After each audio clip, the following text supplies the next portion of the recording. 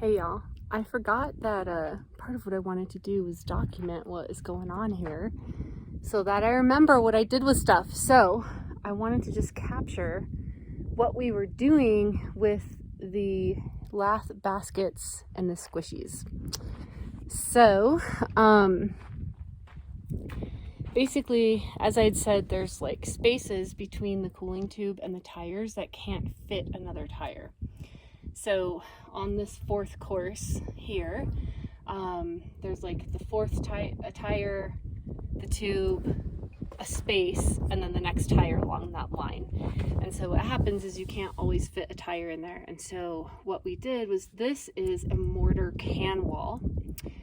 And then what we did, you can't see now because this tire is full, but we poured concrete. We made a form, and then we poured concrete into the form. And now you can see that the next tire fits right on top, and it's pretty level with the other tires. And then as we move down the line, I think this space here is big enough for a squishy. So yeah, essentially what we got going on is in that fourth course, or on that fifth course on top, you can see this tire here is a squishy.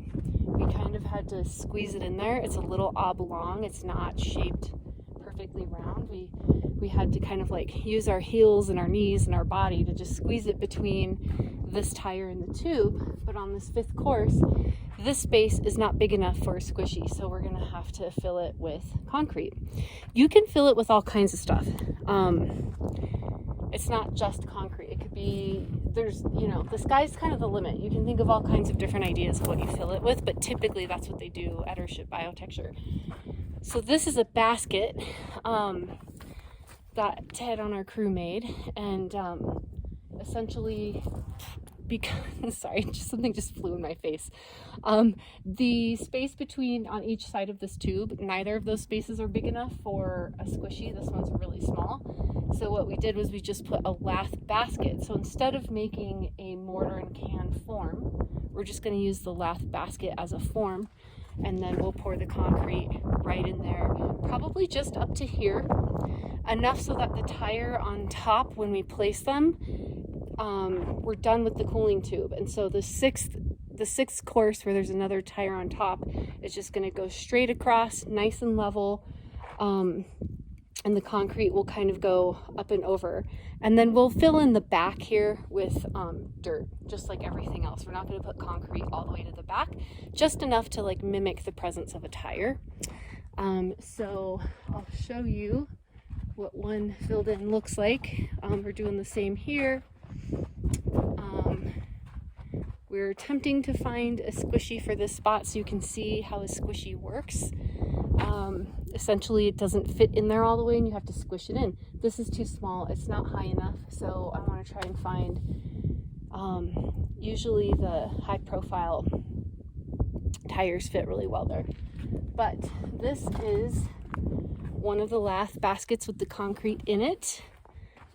So you can see you just kind of poured it so that it was somewhat plumb with the tangent to the tires in this line. And then, as you can see on top, it doesn't go all the way back. It just goes enough for the next tire to sit right on top of it, and then the back gets filled with dirt. And we kind of just mixed in cans and other kinds of stuff with it. So, sorry, I'm not like great with this camera right now. So that's the squishy lathe protocol. And we had to do it on the fourth course and the fifth course because of the diameter of these tubes.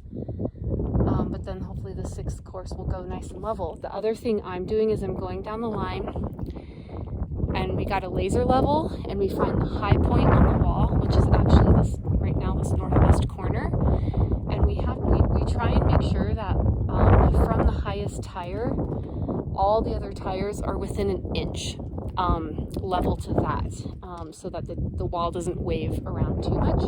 So I am leveling out the wall where I can, and then I go to each tire and I make sure that each tire is level onto itself, so that the tire isn't leaning this way or that way or this way or that way. So once they get compacted, we just check the wall, find where the big dips are, and level each tire unto itself. And where there is a big dip, you can't really raise a tire an inch or two. So we mark it with some spray paint, and then I know to find bigger tires for that. So you can see here, these 3 tires I marked with L's, and that's because all of these tires, this is a dip in the wall. They go a little bit more than an inch lower, and so now that I know, I mark them with an L, and then when we put on the 6th course, we'll just look for tires that are extra big. We're still using 235s, all 235s, but we'll look for bigger tires so that we can raise the wall a little bit. So that's the way to raise the wall when you have bigger undulations. But otherwise, we just level the tires out. So I just wanted to capture that because I'm not really talking about anything technical. Okay,